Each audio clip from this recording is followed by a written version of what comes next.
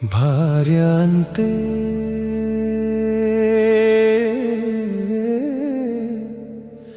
ఒక పదం కాదు, ప్రతి ఇంటిని నిలబెట్టే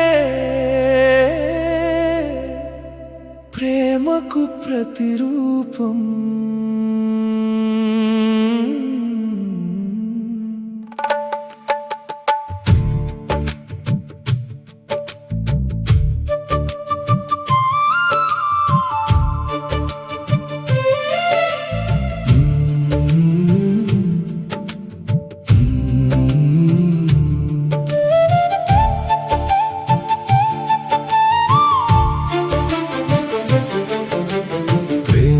ప్రతిరూపం తన బంధం అపురూపం, త్యాగమే తన పరమార్థం, అనితర సాధ్యం తన మార్గం.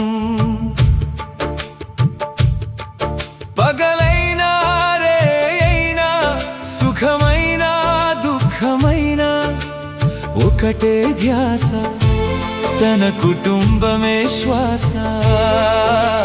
ప్రేమే తన భాష, అందరి కోసం కన్నీరు దాచే మనిషి, సంసారంలో బ్రహ్మర్షి.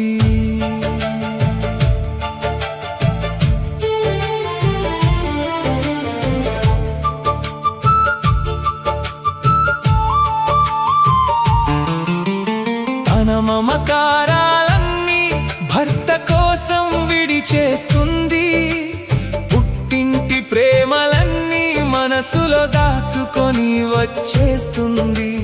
తెలియని ఇంటినే తన ప్రపంచంగా మార్చుకుంటుంది, ఆ ప్రపంచంలో తనను తాను మరిచిపోతుంది. బంధం కోసం బాధలెన్నో భరిస్తుంది, కుటుంబం కోసం సంతోషాలెన్నో త్యజిస్తుంది.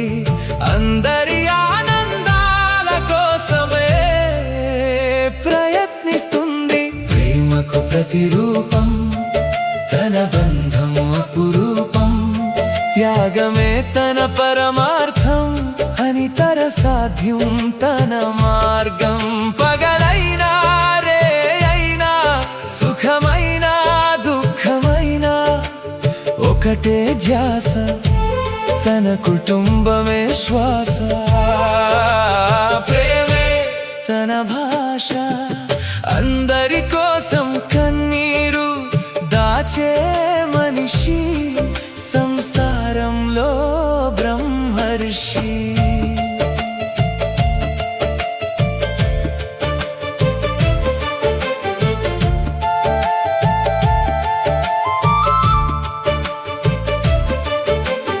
ఇంటి దీపమై ప్రతి ఉదయం వెలుగుతుంది, అందరి కలల కోసం తన కలలను మౌనంగా దాచుతుంది. పిల్లల భవిష్యత్తే తన జీవిత లక్ష్యమవుతుంది, భర్త చిరునవ్వే తన విజయమై నిలుస్తుంది. తల్లి భార్య కోడలిగా ప్రతి పాత్రను గెలుస్తుంది, ప్రతి ఇంటి ఆనందంలో తన పేరే వినిపిస్తుంది. ఆమెను గౌరవించే ఇంట్లో లక్ష్మీదేవి కొలువుంటుంది, ఆమెను ప్రేమించే మనసులో నిజమైన ఆనందం పుడుతుంది. ఇంటిలో ఆనందం వెలిగించే దీపం, కుటుంబాన్ని నిలబెట్టే బలం. ఆమెను అర్థం చేసుకుంటే ఇల్లు ఆనంద నిలయం అవుతుంది.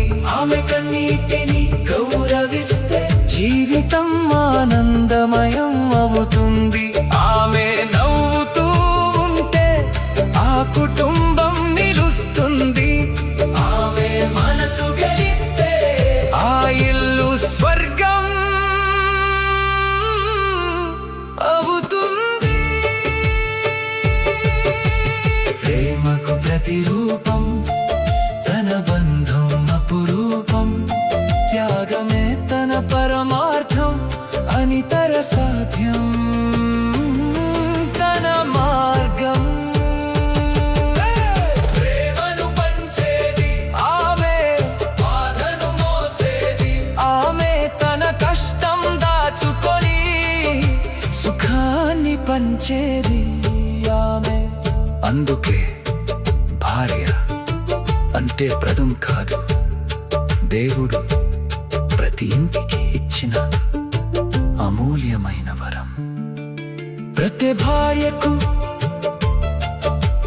ప్రేమతో, గౌరవంతో శతకోటి వందనాలు.